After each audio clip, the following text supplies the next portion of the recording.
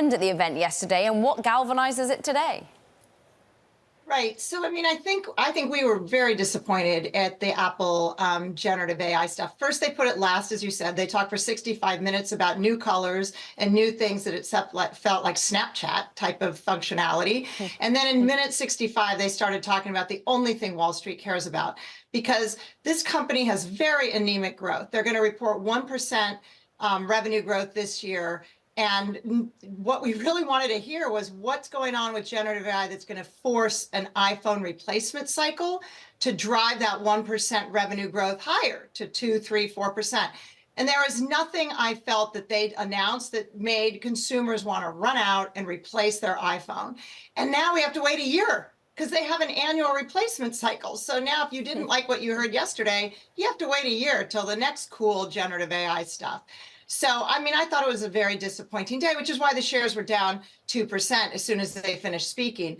Today, they're up 6%, maybe because the developers are finding cool ways that they can integrate these functionality into their own individual apps. Yeah. But I thought it was too little too late. They continue to be way behind on generative AI, and they need to catch up. And they seem to be trying to catch up with, for now, third-party relationships. What is the flow of money here, Laura? Because they're not going to be charging us for the joy of being suddenly able to use ChatGPT, should we wish to do. How much are they going to be paying in OpenAI? How much money are they going to be having to spend? Or is it good that they don't need, well, their own GPU haul to a certain extent? Yeah, they say they're going to be using their own servers within to hold on to the iOS data in their own servers in the cloud over at Microsoft. So I do think they are still continuing to focus on privacy. But I think the way the money works is that the way these deals typically work is that Apple will pay the Microsoft Cloud and ChatGPT probably a fixed fee per month, and then they'll put it into your iPhone price. So your iPhone price is going to go from $1,400 to $1,500, and you'll pay for it up front. If they find there are heavy users, my guess is they add a monthly tier. You know, I pay $20 a month right now for ChatGPT 4.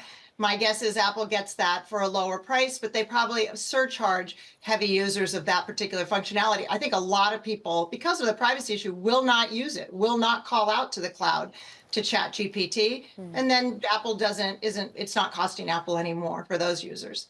So maybe this key concern referenced by Elon Musk will be listened to by some in the crowd. Laura, the reason we love having you on the show is the breadth of analysis you do across so many of the tech peers and entertainment. I'm interested as to, who is winning the charge of any of the actual device makers or operating system providers? I mean, is Alphabet doing any better with the Google offering? The only thing that's strategic position for Google Alphabet is better because they have cloud, so they get it cheaper because they own it. They have Android, which is the direct competitor to iOS.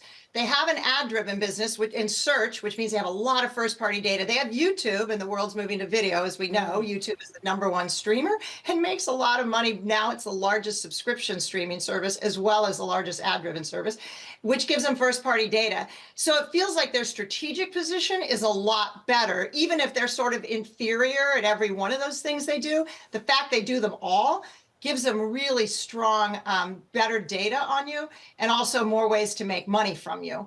And they don't feel like they're strategically in a box. Apple feels to me like it's strategically in a box. It can't participate in generative AI except for through its $1.5 billion users. And that isn't really true of Google. It feels like it's going to participate across the globe in its 3 billion users a day that come in for search.